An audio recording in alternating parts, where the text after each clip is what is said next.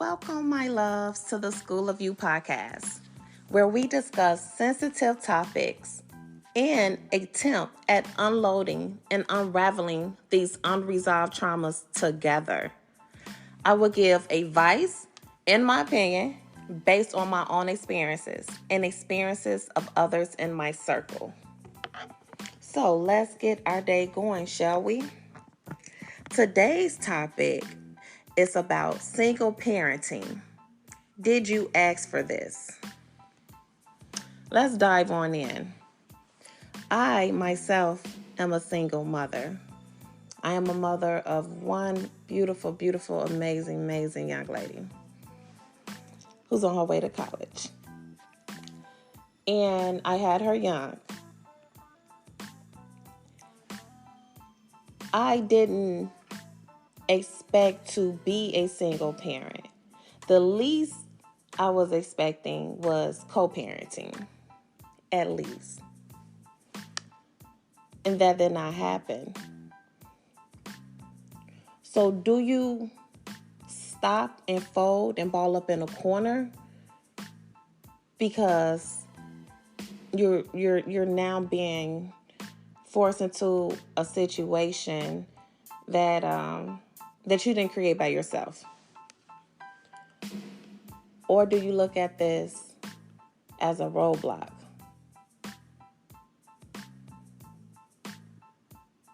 And you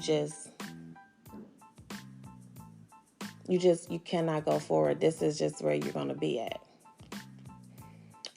Or would you choose 3? Your final choice. This is a life lesson. You don't stop. It's forward movement. You roll up your sleeves, and you just going to have to work a little harder to accomplish that goal of yours. And this go round, you're going to have to be a little more responsible, or a lot more responsible, because you have a whole human being. This is not child development in high school. This is not an egg or automatic baby where you can switch the baby off. This is real.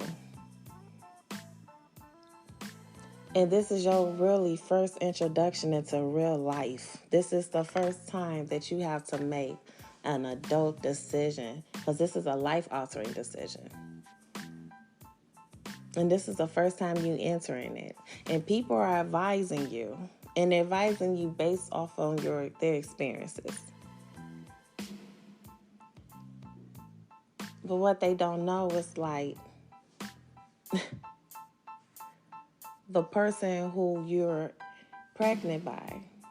A lot of times when you think that you're in love with someone, that can blind you from making smart decisions. Okay? And so you're not listening to what no one is saying. You're going with your heart. And your heart tells you that everything is going to be okay. Because maybe in your life, every time you made a mistake, everything ended up being okay. So you just up and like, okay, if this doesn't go the way I plan, everything is going to be okay. It's going to fix itself like it always does. Oh, how naive you are. But when you're young, you are naive. And so you end up realizing as time progresses that it's not fixing itself. You do start to panic somewhat. Because this is the first, I can't reverse this. I can't take this back. And a lot of times people get caught up in that. They cannot move past that stage in their life. But for me, it was more so, what do I do now? Right? Something has to be done. Now, I did almost fold. It's very easy to fold because everything seems so confusing. Everything is moving at a fast pace, and parenting is hard. It's challenging. It's challenging, especially when you're young. Even if you have a lot of support, that is still your responsibility. This baby's still your responsibility. parenting is not easy at all, and it's even more complex when you don't have the other parent around. And in my case, I did not have the other parent around. And when he did come around, it was more beneficial to him than it would have been to me and my child. And it's ironic because I thought that he would have been a great co-parent. But it just, once again, you be young and naive and you walk around with rose-colored glasses. Especially if you're not experienced. Especially if you are like sheltered. You know, suburban street kid is different from a city street kid. Trust. You know, and then it's different when you date someone older than you. A lot of times when you're a young girl and you're dating someone older than you, you have daddy issues, my love. Something went wrong there. You have daddy issues. That's why you're attracted to older men. It's that level of manhood. It's that level of protection. He's everything what a father would be to you. You're just making love to him. You know, but that's the dangerous situation to be in because you're young enough where he can mold you because he's experienced enough where he know what he wants. The older he is, the more experienced he is. In my case, my child's father was 10 years older than me. You know, so I'm 19, 20 with a 30-year-old. And I look even younger than what I was. So I'm 19, 20 looking like I'm, 16? Like you just look so young. You know, and he looked older anyway. So older than even what he was. So to the public, it was probably like they knew what he was doing. But to me, he was Superman. I had daddy issues. at the time. And which had led to me seeking something I didn't even know I was looking for. Which allowed me to be in a situation that I was in as being a young single mother. And then being, just confused by life. I'm still trying to learn who I am. Now I have this baby. But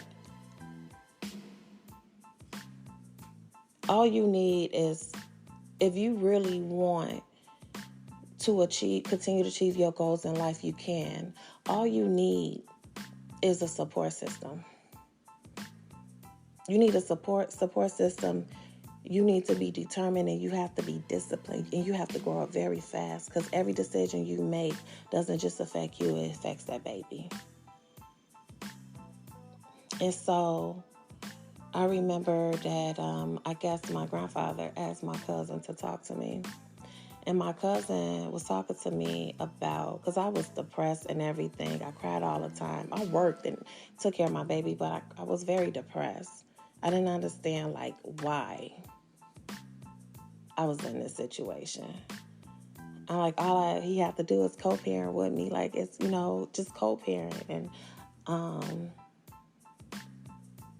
because I was scared. And when I was with him, he always had the answers to everything. So I never really had to just 100%, everything is solely all on me when it comes to big life decisions like this. And now I'm being forced to make life decisions every single day for this baby.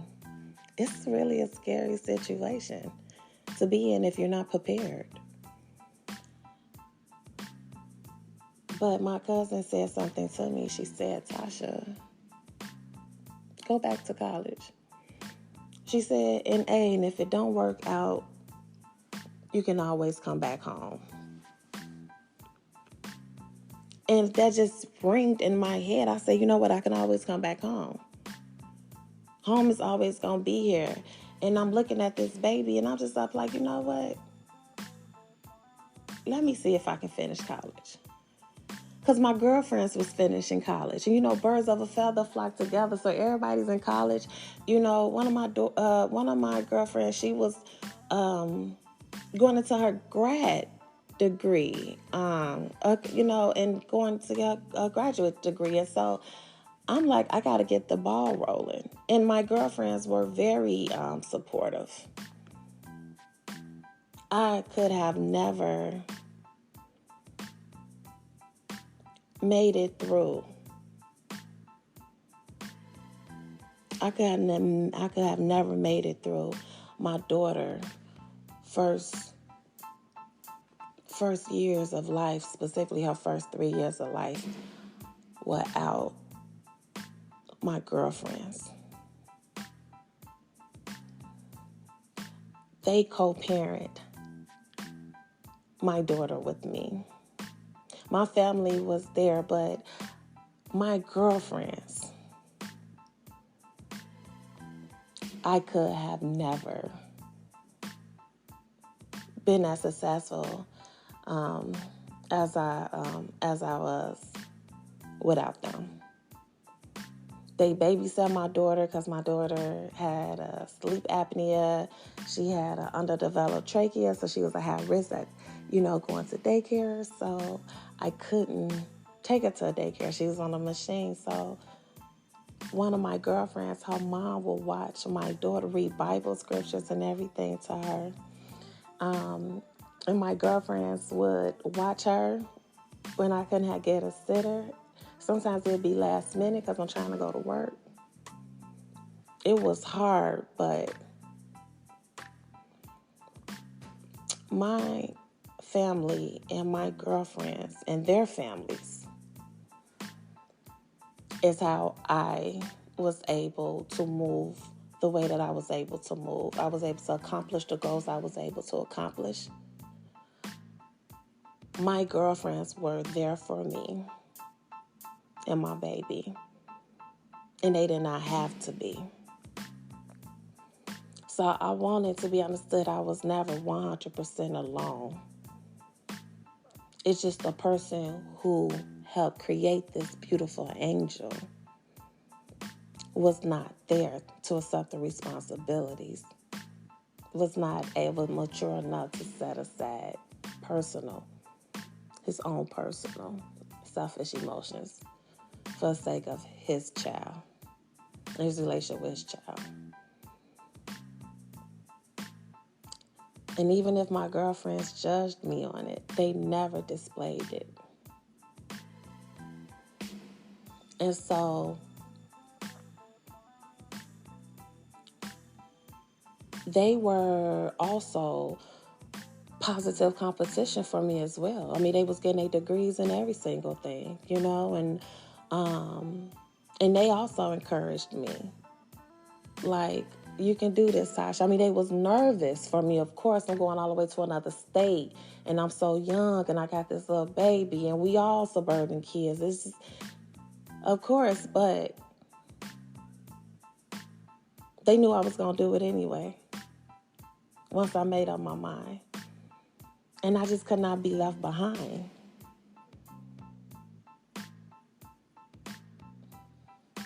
And so I did it. I took my daughter with me to school out of state. And then I created a family there. My ex at the time, he loved my daughter. He was the best stepfather you could have ever asked for us to have been as young as we were. And he was a Southern man. He was a great man, though. My daughter, to this day, loves him. And his teachings, his Southern teachings, she still holds to this day. Her foundation, a lot of her foundation is because of him. Yes, sir. No, sir. Yes, ma'am. No, ma'am. The respectability, that's him. And she still does that to this day. And then I have my sorority sisters. Alpha Kappa Alpha Sorority Incorporated, by the way.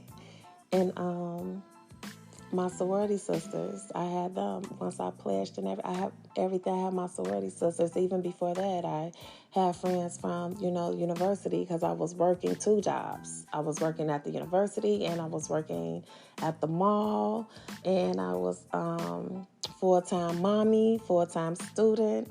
I was participating in every event. My daughter, was going to pathology visits, her doctor visits. I was still hands-on mommy, every single thing. I still read to my daughter every night. We still had our regular schedule. It was very structured. Every night, every morning. You have to grow up fast, but, just having a support system. My professors at Central State University, my professors were amazing. But my daughter was amazing as well for her to be so little, and I always came fully prepared, and, with her leap pad and different things to that nature. It was a wild ride, but I had support. I did. And I appreciate all of my support systems. I had a professor holding my baby, rocking her while she's laying on her shoulder while I'm taking my test. Because I was a full-time student as well, and I had an extra class on Saturday. I was determined to finish. And then I went off and got a master's. What I'm saying, getting to the point, is that we don't do what we want to do. We do what we have to do. No one really signs up for this. This is not easy. This is hard, because you have to get up every single day and grind, because it's not about you. You have responsibility. Y'all got to eat, or y'all have to maintain, or y'all have to excel. You have to shut up the naysayers. It's not easy, but it's doable.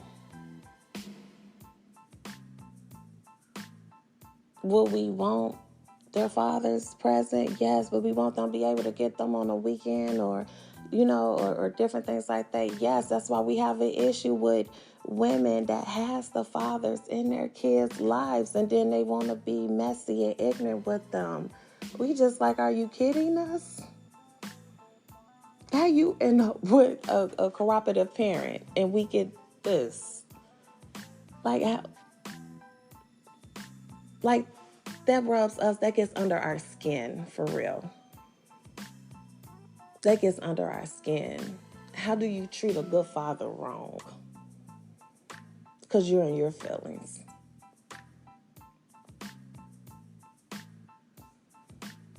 We don't ask for this.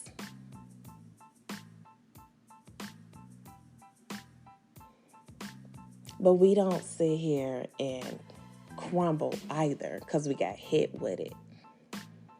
You have a lot of married women, or women that has their husbands or significant others say, honey, I would never, I don't know how they do it, different things like that.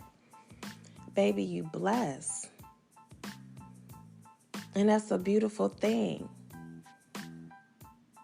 But everyone didn't become a single mother because they made a wrong decision when they was young. They end up loving the wrong man when they was young. Some are widowed. Some are forced into single motherhood. Some are leaving domestic violence situations. You don't know people's stories, so don't sit here and be like, you would never, because you can't say what you would never do. God will laugh at you. You'd be funnier than Kevin Hart or Cat Williams or Dave Chappelle to him.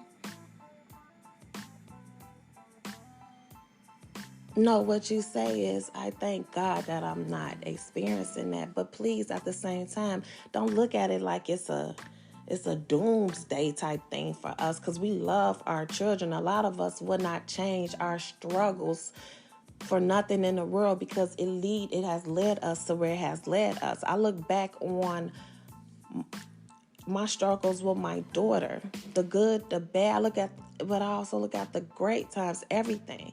But I look at those struggles. They made me who I am today. They allowed me to have the courage to create a podcast, to share. It allowed me to center myself and be present. It allowed me to elevate and grow as a woman and as a mother and as a person. And then it allowed me to appreciate those who I probably would never have. You look at life different. Whether you're a single mother, a married mother, regardless of what race of a mother you are, when you become a mother, you look at life different.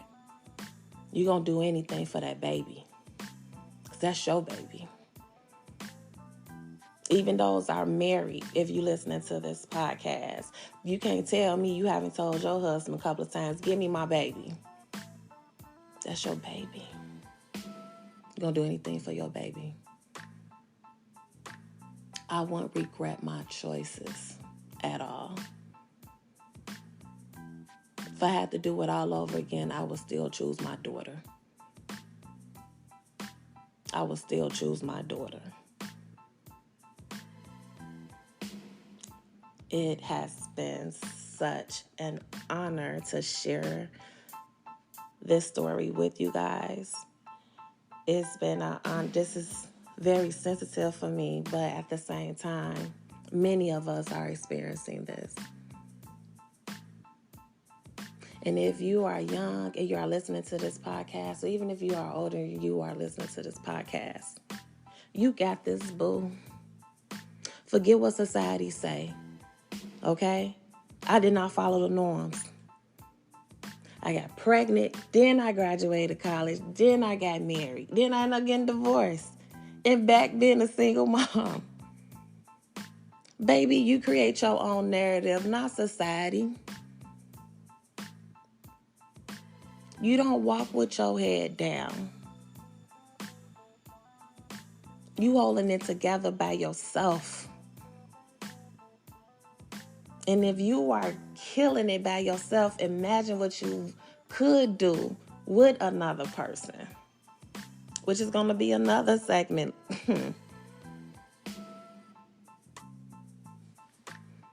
You got this. You continue to set your goals and you continue to sit here and check those boxes. Don't just create them.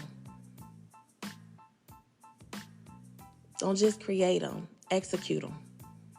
Put a check next to it and then create your next one. Let your child, let your friends, let society, let yourself know that you're unbreakable.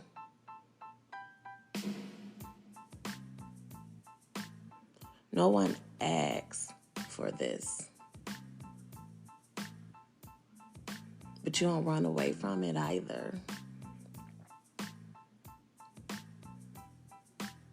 We just dust ourselves off and we keep it moving.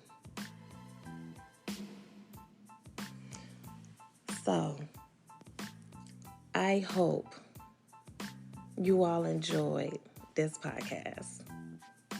And I thank you, my loves, for listening and sharing your time with me. It was amazing discussing my thoughts with you. I hope I did not offend anyone. And I hope that you got the life lesson that you was trying to get out of this podcast, which is you are unstoppable. Regardless if you are a single parent or not. You got this. So don't forget to tune in into the School of You podcast every Tuesdays and Thursday mornings. Okay, where you're going to partake in riveting discussions with me and maybe a surprise guest. And I know I keep saying that, but I promise I am going to get a surprise guest on here. But you just have to tune in to hear it, my loves. So you can play my podcast on Spotify. And if you want some uplifting words or just any reflections of today's podcast, you can always go on my Instagram, which is School of You 2023. Okay, I love you, my loves, and you all have a blessed and stress-free day. Bye.